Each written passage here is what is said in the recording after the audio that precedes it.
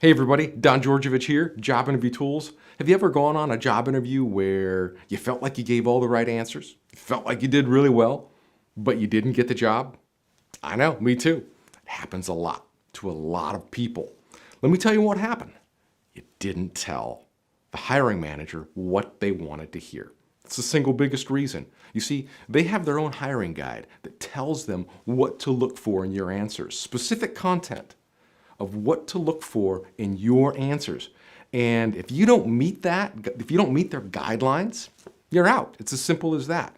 So what I'm gonna do in this video, instead of telling you what to say, because that's not what this video is about, we are going to dive deep into the top 30 interview questions. These are the most common interview questions that employers will ask you in a job interview, but I'm not gonna tell you what to say, I'm gonna tell you what they're looking for.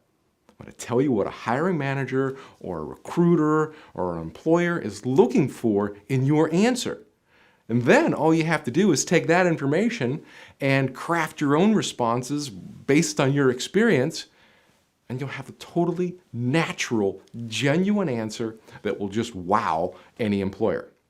Now, before we get started, I want to give you the secret combination to interview success. Write this down. It's 7, 38, 55. That's right, 7, 38, 55. And you're probably like, Don, what the heck are you talking about? What are those numbers? Well, I'm going to tell you.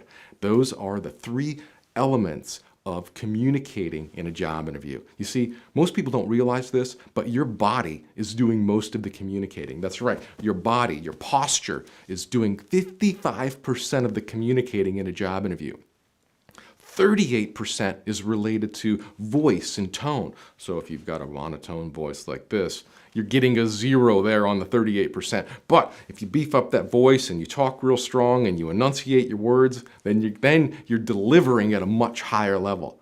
And then only 7% of your answer is related to the actual content. That's right, only 7%. So write that down, 7, 38, 55. 7% related to content, 38% related to voice and tone that you use in an interview, and then 55% is related to your body language. So you want to have good posture, you want to sit up straight, you want to keep those shoulders back, and you want to, when you get into that posture and that position, that just makes you feel more confident, and then that makes your voice and your tone come out stronger and clearer. That's how you succeed. But I'll tell you, most people are so frightened when they go into a job interview that they just sit there like this and they talk like this and they have a real monotone voice and they get a 0% on the 38 of the tone and they get a 0 on the body language, 55%. So an interviewer is only hearing their content, and that's only 7% of the answer. I didn't make this stuff up. This is science. This is totally science-backed. Go look up the rule 73855 on the internet. Get some more information on body language. That's all I'm going to spend on it. But what we're going to do is we're going to jump into the top 30 interview questions right now, and I'm going to tell you exactly what employers are looking for in your answer. So the first one we have here, tell me about yourself. Now, this is one of the most common interview questions. It's a good icebreaker question, but what an employer is looking for is they want to hear about your journey through your career. They want to hear what got you interested in what you're doing. So if you're in finance, they want to hear why you like finance, why you're passionate about finance, and where you're going. If you're in healthcare, they want to hear what you're passionate about healthcare. Maybe you like helping people, whatever. That's what they want to hear. So you don't want to just give them a whole bunch of blah, blah, blah about I've done this and I've done that. Share your passion with them. Tell them what got you excited, when it got you excited, and what you did about it, and the journey you went through in your career to develop that passion. That's the best way to answer. Tell me about yourself, because that's what they're looking for in your answer. Next one. This is a really popular one. Why is there a gap on your resume? Well, a lot of people, maybe they got laid off, maybe they got fired, whatever, they quit their job. So now they've got a 3 or 6 month gap on the resume, sometimes more, 1 or 2 years isn't all that uncommon. So what an employer wants to hear when they look at your resume, like, well, Don, why do you have a 2-year gap on your resume?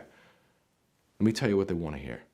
They want to hear that you were doing something else to better yourself while you were looking for a job. They don't want to just hear that, oh, well, no one would hire me. They don't want to hear your hard luck story. They don't want to hear that, you were taking care of a sick loved one. They don't want to hear that, the job market was just brutal and you couldn't find anything. They want to hear what you were doing to better yourself while you were searching for a job. So maybe you went to some free seminars, maybe you did some training, maybe you read some books, but they want to hear that you were doing something to better yourself related to your career or your occupation instead of just sitting around and watching TV and eating potato chips. All right? Makes sense? So, next one. What motivates you? Now, the best way to get motivated is to get excited about something. So if they ask you, what motivates you, Don? Tell them that when you're passionate about something, that's all it takes because you are all in. What an employer is looking for is what gets you excited about your work. Why are you excited? So the easiest way to answer this is to tell them that, I'm so excited about the place I work because they have a clear vision of where they're going. And that's what gets me motivated. When the company knows where they're going and their values and their mission is aligned with me, I just get so excited about, waking up every morning and getting out of bed and going to work because I'm going to a beautiful place with beautiful people with a clear vision and a mission of helping people or whatever our mission is or whatever your mission is. That's how you answer that question. All right, let's move on to the next one. Number 4. Why are you applying for this position? Now, for a lot of people, they'll be like, well, it's because I need the money, because I need the job. Totally wrong answer. What you want to do is find out what their core values are. And you can do this from their website. Find out what their core values are. Find out what their mission is. And then align yourself to what they're doing. That's what they want to hear. So say, for example, you're applying to a company that's in the recycling business. Let them know that you have a deep passion for turning the world into a beautiful place by cleaning up all the garbage that's laying around, by recycling. Share with them your passion for a beautiful green planet. Let them know that their values are aligned with your values. And that's how you answer why you are applying for this position. It's because you're aligned with them. Okay, so next one here, number 5. Walk us through your resume. Now, they don't want you to read your resume. They don't want you to look at it and just read right through it. All they really want is just a recap of your experience. So the best place to start off with this is at the very beginning and start off with your education and just say, I went to such and such school. These are some of the things I did. And don't spend a lot of time there. Just briefly cover your school, cover some grades, maybe some clubs that you were in, and then talk about what you did after college, the next job that you had, and then any subsequent jobs all the way up to the present. That's all. It's a simple question. That's all they want to hear. But they don't want you to read your resume. So you shouldn't be looking at it while you're answering this question. You should be able to do it from memory. I mean, it's your resume, right? It's all about you. You should be able to just talk them through. And you can even ask them, would you like me to start at the beginning or the end? Or you can just tell them, I'm going to start at the very beginning with college, and then you can just follow along with me from there, and then just, briefly walk them through. It shouldn't take you more than a minute. Okay, next one, number 6. Why do you want to work here? The key to answering this question is to align yourself with where they're going, with where this company is going. So you have to find out. You might have to ask some questions. You might want to do some research on the company. And what are their values? What is their mission? Where they're going? What do they want to do? And you want to align yourself with where they're going. And by doing that, that will make you see them as someone who can contribute to their overall mission, their projects, or whatever it is they're trying to do. Align yourself with them. That's what they're looking for in your answer. Okay, next one here, number 7. Why are you the best person for the job? Now, for most people, this is going to hit them like a ton of bricks because they're going to start second guessing themselves and they're going to end up giving a subpar answer because they're going to feel like that they're not the best person. But let me tell you, what an employer wants to hear is that you understand them. So throughout the interview process, try to understand what their pains and their problems are and what they're trying to do. So when they ask you this question, you can relate that back to them and say, well, Mr. Employer, I understand what you're trying to do. I understand what your values are. And these are a lot of the things that I've done. I know how to do this stuff very well, perhaps, better than anyone. I don't really know, but I'm very good at it. Here's why. Give them some examples of the things that you've done before that are related to what they're trying to do. That's what they want to hear. That's what they want to hear. That's how you nail that question. Okay, next one here, number 8. Where do you see yourself in 5 years? Now, this is a growth-oriented question. So if you just simply say, I see myself sitting around here for the next 5 years until I figure out what I want to do, that's not what they want to hear. You want to align this question to where the company's going. So you have to understand where the company's going and what direction they're headed in. And then you talk about how you see yourself fitting in their future. It's as simple as that, not too hard. All right, next one here, number 9. What interests you about this position? Don't just tell them, I'm interested in a job or I need the money. Relate this to what the company is doing. What kind of projects are they doing? What kind of people are they helping? Whatever it is, what are their goals? What are their values? Align yourself with what the company is doing. Do some research on the company. Find out the kinds of things that they have been active in. Maybe they're just active in some charities. Maybe they like to help out certain people and say that, I'm attracted to the kinds of things that you're doing, and here's why. Don't just say, I like what you guys are doing. I think you're a great company. Tell them why. What excites you about this company? Why are you passionate? You can't just say, well, I read you guys are a great company. I think I'd like to work there. No. Be more specific and tell them what really gets you excited about wanting to work there, wanting to contribute. Let them know that you can contribute in a lot of different ways that are going to help support them and where they're going. Okay, next one here, number 10. Why are you a good fit for this position? Okay, what they want to hear now is they want you to talk about your past experiences, your past education, the kinds of things that you have done that are related to the kinds of things that they're looking for. So you have to get a lot of information about the position, the job description, what they're looking for, and what the goals are for this position. And then use that back in your answer and say, well, I know that you guys are trying to do this and that in this job, and these are some of the things that I've done, and relate that back to what they want to do and say, I can help you do that. Now, the question here is, why are you a good fit? Think about that for a minute. What's unique about you or the experiences that you have that makes you a perfect fit for this job versus someone else? Sure, you may be able to do it. Yeah, I can figure it out. But that's not what they want to hear. They want to know what kinds of things that you have done that make you a good fit. So talk about those things. Relate your past experiences back to what they're looking for. It's as simple as that. Okay, next one here, number 11. Tell me about a time where you dealt with a tough challenge. Now this is a behavioral question. You want to answer this using the STAR format. STAR, situation, task, action, and result. So the first thing you want to do is talk about a situation that you had, that you were experienced in, where there was a challenge. And then you want to talk about the action that you took and what you did to solve this problem. And then you want to wrap that up with the result and tell them how it turned out. So you could relate this to anything, but this is a behavioral question. And you want to use that specific STAR format of a situation that you worked in, a task, and how it all turned out. So they want to hear about one of your past experiences where, the chips were down, things were tough, it wasn't working out, and you had to come through, pull through, save the day, whatever it was.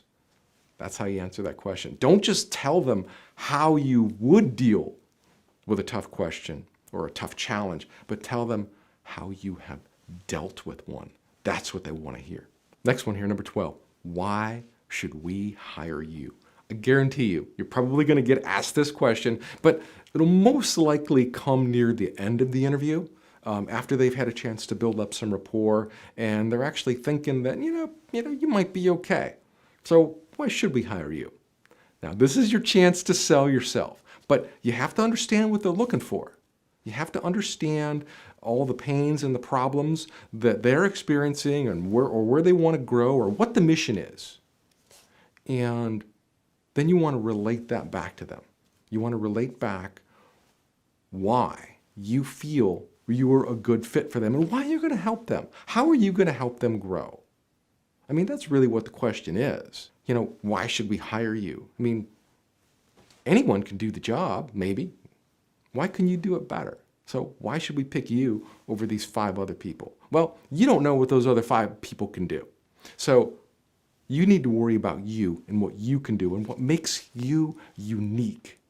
So try to pick out unique things about your experiences. I mean, I used to do this too. When I would interview for jobs and they would ask me, why should we hire you, Don? I'd say, well, because I can do this, this, and this, which met their core objectives. And then there were some other things that I could do really well that weren't necessarily a requirement, but they were a nice to have. And so I would talk about those extra things too. And so I came through as a complete package. I just didn't have what they were looking for. I had more than what they were looking for. So there was like they were getting extra things for free. That's how you answer that question. All right, let's move on to the next one here. Number 13, what are your weaknesses? And this one breaks everybody. You don't want to just go in there and tell them that, you have a short temper or whatever. The best way to answer this question is to talk about a weakness that you had that you have already overcome and walk them through it. Now, it's better if you have a weakness, and there's actually two ways you can answer this. You can talk about a weakness that isn't related to the job and what you did to overcome it, and that it's not a weakness anymore. That way they can see progression. That's what they really want in this answer. They want to see progression. That you had a problem, you addressed it, and now it's not a problem anymore. You can also pick a problem that is related to your work. Like, maybe you're in sales and, maybe you kind of used to be nervous in front of customers and you learned to overcome that and, now you're a top salesperson. That's all I want to hear. Just walk them through a problem you had, what you did to solve it, and that it's not a problem anymore. All right, next one here, number 14. Tell me about a time where you went above and beyond. So what they're trying to get away from is you talking about your daily duties. Because everybody likes to talk about what they do on their job. Well, going above and beyond is going above and beyond your daily duties. So don't just give them some lame story about how you do your job. Again, this is another behavioral question. Situation, task, action, and result. Now, the situation and the task, those are one and the same. So it's either situation or task, action, and result. So there's 3 parts to that behavioral question. So you want to talk about a time where maybe things were going normal. Everything was going fine on a project, and then you got hit with something totally out of left field and totally unexpected. And, maybe you had to do something. Maybe you had to go communicate with a bunch of people that you didn't normally have to do. Or maybe you had to fly somewhere. Or maybe you had to go out and give a presentation. Whatever it was, talk about something extraordinary. Something that, you really had to go out and make a big difference. Or the project was going to fail. Whatever it was. All right? So don't talk about a job description or daily duty. Talk about something extraordinary. All right, number 15, tell me about a time when you reached a goal. We're halfway through. We got 15 more to go. So tell me about a time where you reached a goal. So what they really want to hear is that you set goals. Most people don't even set goals. They just kind of show up and they work. So talk about how you set goals. Talk about your process that you use for setting goals, and then tell them how you applied that process to a project or something and how you worked towards achieving that goal. All right, number 16, why did you leave your last job? Now, there's probably a lot of reasons. I mean, maybe you got fired, maybe you got laid off, maybe you just couldn't stand it there and you quit. Or maybe you just got bored there. Or maybe you outgrew it. But one of the best reasons to explain why you left is that you were seeking greater challenges. That's really what they want to hear. They don't really want to hear that you got fired, but hey, if you were fired, just tell them. Say, I was let go from my last job because. because maybe I wasn't meeting my monthly quotas, or maybe I just wasn't delivering to the level they needed me to deliver at, or maybe they just eliminated the position. But what the interviewer wants to hear is your reasons for transitioning from one job to the next. And ideally, what they're looking for is that you're growth-minded and that you're seeking more opportunities, greater responsibilities. So don't lie about, why you transitioned from one company. If you're laid off, tell me you got laid off. If you're fired, you got fired. But ideally, what they want to hear is, why you transitioned from one company to the next. And they're hoping that you say something like, I kind of just outgrew it and I was looking for more responsibilities and I couldn't get that over here and I had more opportunities over here. And that's what they want to hear. Okay, next one here, number 17. What are your strengths, or what are your greatest strengths? So this is another great opportunity for you to share what makes you so unique. What are you really good at? Are you really good at leading? Are you good at designing? Are you good at managing people? Whatever it is. But the key here is you want to tie it to what they're looking for. So you probably have a lot of great strengths. Many, many strengths. We all do. But you want to tie your strengths to what they're looking for. So take that job description and read it very, very carefully and get a good understanding of what they're looking for, and then try to fit yourself into there. Like, where can you really help out? Where can you help out the best? And those would be your greatest strengths. Relate those back to them in the interview, but talking about things that they want to accomplish and why you are a good fit and why your past experiences have prepared you for this like no one else. All right, next one here, number 18. What are you most proud of? Now, let me tell you what they don't want to hear. They don't want to hear that, you're a proud father of 4 children or anything like that. What they want to hear is, what are you proud about of the things that you have done? Your contributions to, maybe society, the past place that you worked at. What are you most proud of? Where did you make a difference? Where did you make a difference in someone's life or on a project or in a goal? What specifically? Why are you proud? What have you done? And being proud could just be simply, I'm so proud I achieved my master's degree and I got it from Stanford. That's just the highlight of my life. Whatever it is. And it doesn't have to be super great. It's just something that means a lot to you. But keep it business related or career related and not so much family related, because, they don't really want to hear about, how proud you are of a parent, or that, you just gave birth to a new child. I mean, those are great. Those are beautiful things. But that's not what they're looking for in the interview. So keep it career-minded. All right, so next one here, number 19. Describe what you do in your current job. Now, don't give them a rundown of all your daily duties. Give them a rundown of the things you do that are related to what they're looking for. So in some cases, maybe only 30% of what you do in your daily job is related to what they're looking for someone to do in this job. So just talk about that 30%, or 50 or 10 or whatever the number is. But talk about what you do as it's related to what they're looking for. That's what they want to hear in your answer. All right, next one here, number 20. What is your management style? Now, they're not going to ask this question of everybody. It's a common question, but if you're going in for a team lead position, project management, or manager position, they're going to ask you, what is your management style? And what they're really testing for is, do you even have a style? Have you really managed enough people? Have you been managing long enough in your career that you actually have a style of management? And whatever your style is, it's irrelevant. I mean, if you're a micromanager or you're a hands-off manager, or you're an open door manager, whatever it is. But be genuine in, what makes you a good manager and why you manage this way and why you like to manage this way. And give some examples. Talk them through some of your management exercises or some of your meetings and why you believe in your method of managing it and why it's effective and why it works for you. That's really what they want to hear. They don't really care what your actual style is, but they want to hear the depth of your experience. Because the people who have not managed before, they don't have a management style. So if I'm interviewing a manager and I ask you, what's your management style? And you're like, well, I don't know. That just tells me you haven't managed. So I want to hear what you've done, how you've done it, and why you like it, why you manage that way, and why you feel it's effective. Okay? Number 21 here, tell me about a mistake that you made.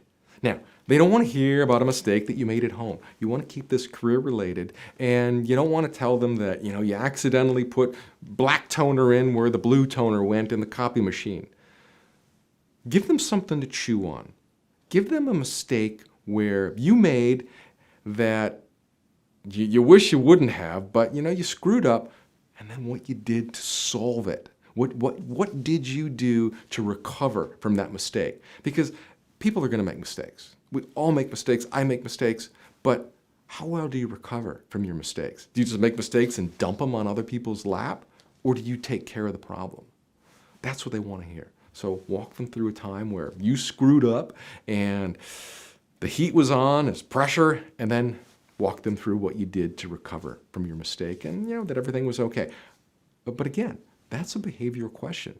Situation or task, action and result. Walk them through just a quick little scenario of how you did that. All right, next one here, number 22. What are you passionate about? Now, if you think about that, it's like, oh man, I'm passionate about a lot of things. So there's a couple of different ways you can go.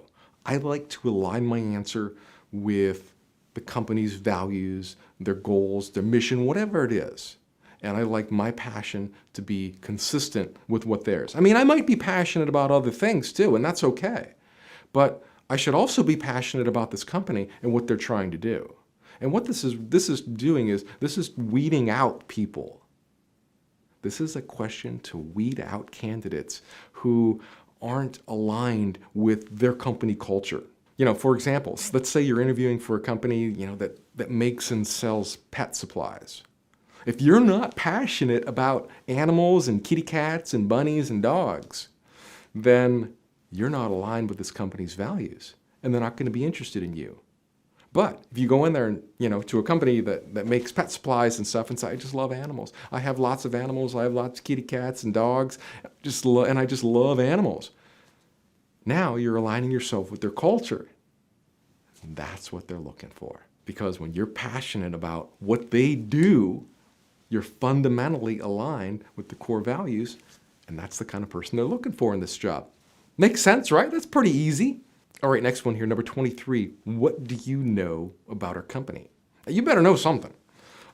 You should do some research on the company before you get there. I mean, unless it's like a really big company like Amazon or Google or Microsoft, then it's pretty easy to get some information about them. But for a lot of us, we're just interviewing for a smaller company that's relatively unknown. So you want to do some research. You want to research that company every which way. Try to find articles that have been written about them. Maybe magazines have done some write-ups on them, or just even local newspapers. But do your research and try to find out things that they've done or things that they've been recognized for. Don't just say, well, I hear you guys are really good at making shoes. Go deeper than that. Find out that, maybe they are a company that makes shoes, but maybe they also donated 1,000 pairs to some homeless shelters. And you found out about that. And so then you can go in there and say, well, I know that you guys really care about people. And I know that you guys donated 1,000 pairs of shoes to a homeless shelter in California. I think that's a beautiful thing. And that's the kind of place that I want to be at, that really cares about society and other people. That's how you answer that question. Okay, next one here, number 24. How did you learn about this job? Now, this one's pretty easy. You can say, I found it online, or, a friend told me about it, whatever. But that's not really what they're looking for. What they want to know is, what got you excited about it when you heard about it? So maybe you were looking online and you saw they had a position there, but You read about it, you read the description, you read about the company, and you're like, wow, that excited me. That's what they want to hear. Why you were excited about this position, whether you found it online, you heard it from a friend, or you found it on their website. Let them know what got you excited and passionate about it, and that you just knew that you wanted to be a part of that job or that company and help and contribute towards their overall goals and mission. That's what they're looking for. They don't want to just hear that, yeah, I found it online. That's what most people are going to do. You go into the interview and like, well, Don, how'd you find out about it? Well, I found it online. Oh, that answer's dead. That's a dud answer. Dig deeper. Tell them where you found it, but I was passionate about it. I was excited about it. It got me excited, and I couldn't wait to apply. All right, next one here, number 25. What are your salary requirements? For whatever reason, this question freaks everyone out because they don't want to give a number that's too high. It's in fear of falling out of consideration. They also don't want to give a number that's too low. They might think you're too cheap. They want to find that midpoint, but they don't know where to go. So there's a couple things you can do. If it's a fairly common type of job, you can use a website. It's called salary.com, and you can get an idea of what that position is paying in your geographical area. But chances are you already have a fair idea. But what I like to do, best way to answer what kind of salary are you looking for, is to simply give them a range. So let's say you were making $70,000 before, and you kind of think that maybe this position is in the 75 or 80 range, or maybe it's in the 65 range, I don't know. Give them a range. Say, I'm looking anywhere between 65 and 85,000. That way you've got a $20,000 span where you kind of cover the low end, that's like the least I'm willing to take, and then you have a high end that's got some room that shows that, you're willing to accept something a little bit higher as well. That's all there is to it. But give them a range that works for you. Don't sell yourself short. So if this job only pays $50,000 and you're used to making 80, I might say, my range is, between, 65 and 85,000 or 70 and 90. And immediately you price yourself out of the range. But what's the point in continuing this job interview process if they're only willing to pay 50 and you're used to making 80 and you're not willing to take that? So you kind of have to balance that out as to where you want to be, but give them a range that usually spans about $20,000, and that's your safest bet. Okay? All right, number 26 here. How do you deal with pressure? Now, this is a behavioral question somewhat in disguise. So you want to talk about a situation that you had where there was pressure or it was really tense, an action that you took to diffuse that pressure, and then talk about a result and what happened. Now, most people, when they get asked this question, how do you deal with pressure? They just say, well, they kind of walk them through their own framework of how they deal with pressure. And that's fine. That's something you should do. Describe, some of the first things that you do when you're presented with a situation that kind of, came out of the blue and, everything is really tense. But you want to follow that up with an example of how you have dealt with pressure before. So they can see you in, it's a way to, they can see you in action. You tell them a story. Hey, I'm under pressure all the time. Here's how I deal with it. That's what they really want to hear, and how you have dealt with it. What have you done? Give us some proof. I mean, anybody can say they can handle pressure, but what I really want to hear is how you've done this before. Give me some examples. So it's sort of a behavioral question in disguise. All right, number 27. Are you open to relocating?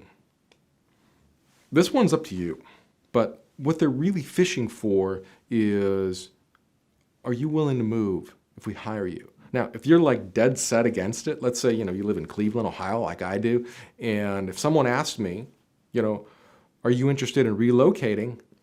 I'd be like, no, not at all. I'm not moving. I have too much here. I have family here. I have a house here, so I'm not interested in relocating. But for other people, maybe they're a little bit younger and they don't have any commitments, any geographical commitments to where they're at. So they might say, yeah, I'm open to relocation. What did you have in mind? So you kind of put it back on them. You answer their question, but with a question. That way you can get a little bit more detail. I mean, maybe they say, well, are you interested in relocating? You're like, yeah, what did you have in mind? And say, well, we do have an office, up in Alaska that, we're looking for someone to fill. And, if you're from Florida, you might not want to go to Alaska. So get the details on what they mean by relocating. And if you're not open to it, just say, not really, not at this time. Be honest with them. But what they're really doing is they're just fishing to test your flexibility so that if they do offer you this position, that there's a place for you. And maybe the office that you're interviewing at, maybe they don't have any openings right now. So this office is interviewing for maybe one of their other offices across the country or in another country. Another possibility is they may be planning for a future relocation. So maybe they're going to close their plant in Cleveland, Ohio, and they're going to move it to San Diego, California. But they're not going to do that for 2 years. So they want to see if you're interested in relocating. So that's why you want to just follow up and say, what did you have in mind? All right, number 28 here. What is your dream job? Just tell them what you love doing. What are you passionate about? Now, if your dream job is totally different than what they're looking for in this job, you might want to shift things over a little bit and align yourself with what they're looking for. But that's the root of this question is they want to know what are you so passionate about that you want to be doing? And you just simply tell them, what gets you excited, where you want to be, why you want to be doing that. And, and that's really the root of the dream job question, because it's got to be something. The dream job has to come from in here, inside your heart. It's what makes you really excited. You love getting up every morning. You just can't wait to do, whatever it is. Whether it's work in an animal shelter, whether it's work in a hospital and take care of people, whatever it is that you're passionate about and where you want to be, describe that back to them. Now, if what you want to be doing is completely different than what they want you to be doing, you might want to balance that out and think about it from their perspective. If you say, I want to be working in an animal shelter and helping animals and rescue dogs, but this is a company that builds medical devices or whatever, I don't know. You're not aligned. You see how they're kind of dissimilar? So try to align your passions with their mission and what they're doing. And that's the key to answering that question. Number 29, why are you changing careers? So all they're really looking for is what wasn't fulfilling about your old career and what are you looking for in a new career that is going to fulfill you. It's as simple as that. I mean, why else do people change careers? Because they're getting tired of what they used to do, which means it's not fulfilling for them anymore. It's not getting them excited to wake up in the morning and go do, whatever they do. Lack of fulfillment. So what is going to be fulfilling about this new job or this new career for you? That's all I want to hear. So that's the one key thing that most people miss. They just say, well, I got tired of my old job, so I'm looking for something new. Now, you want to say, in my old job, I used to love doing blank. And tell them what you loved about your old job. But, after a while, it just wasn't as engaging. It wasn't as fulfilling anymore. It didn't fill me up inside. It didn't make me happy anymore. And working that job, I've kind of realized that I have a new passion about, blank, whatever that is. And, that should be what this new company is about and what they're looking to hire for. So talk about the transition. What made you excited about your old job, and then kind of how that faded away. Naturally, it's just human nature for us to get tired of doing things. We want some variety in our life, so we want to move into something new. It's best if you don't talk about money. I don't really like responses that say, well, I wasn't making a lot of money in my old job, so I thought I'd do this. Don't make it about money. Make it about what's in here, in your heart. What made you passionate about your old job and how that kind of just faded away, didn't fill you up anymore, the variety wasn't there anymore. And so that's why I'm looking to be over here in this new job and doing these new things because I'm excited about that. And if you can, take that one step farther and say, I've even done some volunteer work in this area. And it just fills me up inside every day. And I just love doing this kind of stuff. And I'd really like to be doing it for you. All right, number 30, last question. And I made it the last one for a reason, because this is most likely the last question that they're going to ask you. And they're going to say, hey, do you have any questions for us?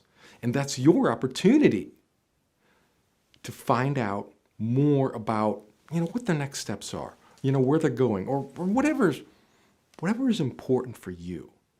Don't just ask them questions to ask questions. Ask them questions that will help you determine whether this is a place that you want to be. So don't just ask them stupid questions about their org chart or their finances or things that just don't really matter.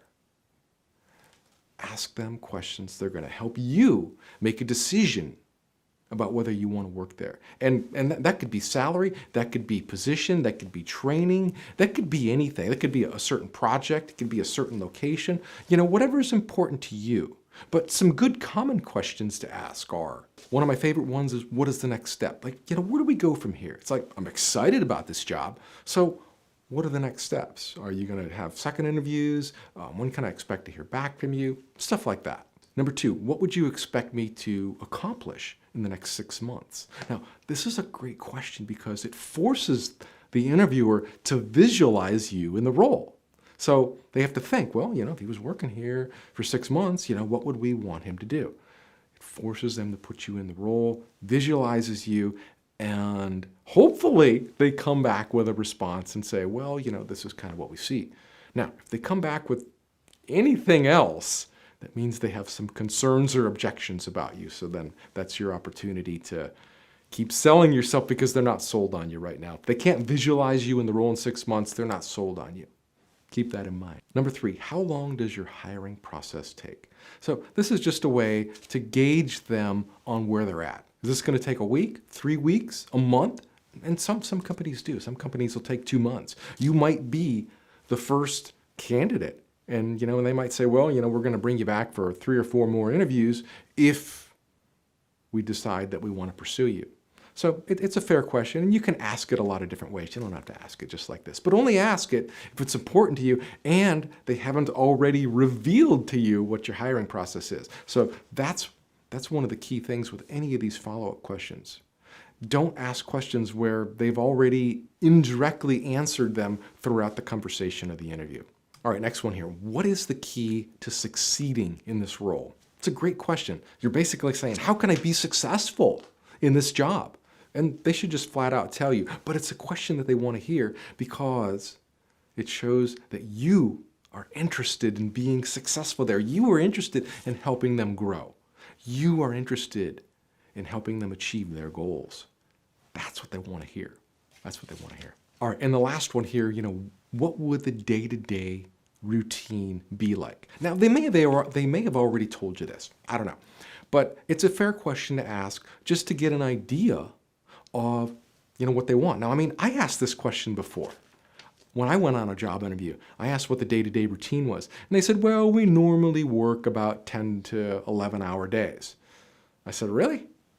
And I said, what about 8-hour days? And they said, no, we generally at least work 10 hours. I said, do you get paid for that? And they said, well, no, that's just part of that's just part of the pleasure of working here. You get to work a couple extra hours. And well, that was enough for me. I wasn't interested in working 10 to 12-hour days for them. It was just my situation at the time. I couldn't devote that kind of time. But you can see how that question helped me understand about their culture and what they were looking for. And it's a disqualifying question. Remember, like I said, only ask questions that are going to help you make a decision about whether you want to work there or not. So for me, I want to know about what the day-to-day responsibilities are. If, the day-to-day responsibilities are all this for 8 to 12 hours a day, that doesn't interest me. So that disqualified that employer for me. So that's what these questions are. All of these questions that you should ask should be interview questions back to them to either qualify this position or this company or disqualify them.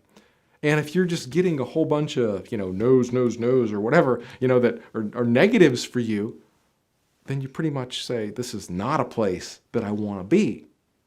Or this is a place that I want to be because they're doing all the things that I want to be doing, and I want to be a part of that. Either way, that's up to you. But that's how you ask those questions. All right, that is the top 30 job interview questions and what employers are looking for in your responses. Now, before your next interview, grab a copy of the Complete Interview Answer Guide. This book has over 140 different questions in it that you can expect to get asked on any interview. I mean, I covered 30 questions that you might get asked 10 or 15 of those. It just depends on the interviewer. But this guide has over 140 questions in it. It's got over 40 behavioral questions in it. So I go a lot deeper into how to answer those behavioral questions using that STAR method that I mentioned in the video, where you talk about a situation or a task, an action and a result. This guide goes a lot deeper into that process, into that behavioral, that competency interview process than I can in this video. It also covers all of the interview questions you are likely to get asked. I've had some people who bought this book saying, Don, they asked me 80 to 90% of the questions from your guide. I've even had employers buy my guide to use it as their hiring procedures guide to hire people. Now, this book, it's an ebook. You can download it from Job Interview Tools. I'll put a link below. It's like $47. You can also get the hard copy, this physical version here. I'll ship it out to you in the mail. That's a different option. It also comes in audio and video. So if you like to learn by downloading audio tracks to your iPod or whatever and listening to them or watching videos, I've got that as well. This is the only job interview guide book on the market that comes in ebook, physical hard copy, audio, and video. But more than anything, it's going to give you a lot deeper insight into what employers are looking for, and it's going to give you a lot of sample answers. So I mean, I already told you what employers are looking for in this video, but this guide is going to tell you how to frame your answer. So maybe you're struggling. Maybe you understand what employers are looking for, but maybe you don't know how to frame your answers in a way that they sound good and they sound attractive and they resonate with an employer. This guide is going to show you how to do that. It's going to take it to the next level for you and just kind of lay it all out. So for the next interview you have, just reading this guide here, just for an hour or two before your interview, is going to kind of connect all the dots for you. And you're just going to sound so much more confident, so much more connected with that employer in your next job interview. And they're going to see a lot more from you than other employers have in your past interviews, because you're probably here watching this video today because you've been on some job interviews and maybe they didn't go well for you. Maybe you've been on many interviews. Maybe you've been interviewing for 6 months or a year and no one's hired you yet. And you're really just getting, depressed. And it kind of hurts. I understand. I mean, showing up for a job interview, when you keep going on interview after interview, and they keep telling you no, it kind of beats you down. That beats you down. But a way to recover from that is to show up for an interview and be all you can be. Be your best. Be in the perfect state. Be in the perfect state of mind. Make sure you have done all of the work, all of your homework, all the preparation steps that you could possibly do to prepare for the interview. So when you go in there, you're delivering your very best and feel good about delivering your best. Take it to that level. So whether they hire you or not, you feel inside that you did your very best, and nobody can take that away from you. Nobody. That's how you win, and that's how you build. So every interview you go on, whether you get the job or not, learn something. Learn a little bit from each interview. So if you fail, 4 or 5 interviews, don't let that be a reflection on you, because employers, they're fickle. Out of, 10 employers, maybe 3 or 4 of them really had no interest in hiring you at all. And maybe that job was just set aside for someone else. So just because you didn't get the offer, don't let that be a reflection on your abilities, your skills, your experience, your passion. Because when you let those interviews reflect negatively on you, they beat you down. And they beat you down, and then you don't want to interview anymore. And then you just kind of show up and you just you just sit there and you say, well, my name is Don and I'm here for a job interview. No, you have to be passionate for every interview you go on. Remember what we talked about in the beginning of this video about the 7-38-55 rule? Body language, 55%. You need to be alive. You need to have good posture, sit up straight, use your arms when you talk, be alive. And then 38% voice, tone. Express yourself, enunciate your words. Don't just sit there and talk like this. Be alive. And then, like I said, 7% is just content, just your words. So you could take some pretty mediocre answers and brighten them up with your body language and your vocal tones and your inflection, and even just the lamest answers will come alive and people will be excited about it because you're up there using your hands and your body and you're presenting yourself, and they get attracted to that. I mean, who are you going to get attracted to? The person who sits there and talks like this, or somebody who's really full of life, breathing life into that room in exciting, passionate ways? That's how you succeed. That's how you succeed in the interview. That's all I have for you today. I know this was a super long video, longer than I ever do, but I think it's going to help you a lot. So good luck on your next interview, and I'll see you in the next video. Bye now.